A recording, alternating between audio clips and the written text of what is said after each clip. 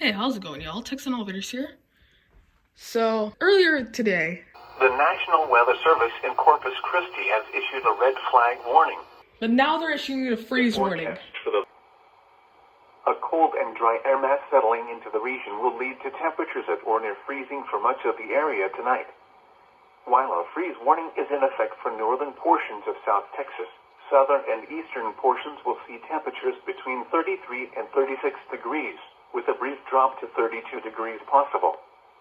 The coldest temperatures are expected to occur between 3 and 8 a.m. Thursday morning. Temperatures Thursday night will fall back into the 30s, but should be a few degrees higher than tonight.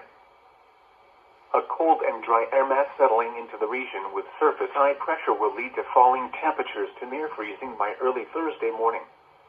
Northern and western portions of deep South Texas are expected to see temperatures between 33 and 35 degrees, with a brief drop to 32 degrees or lower possible in isolated locations.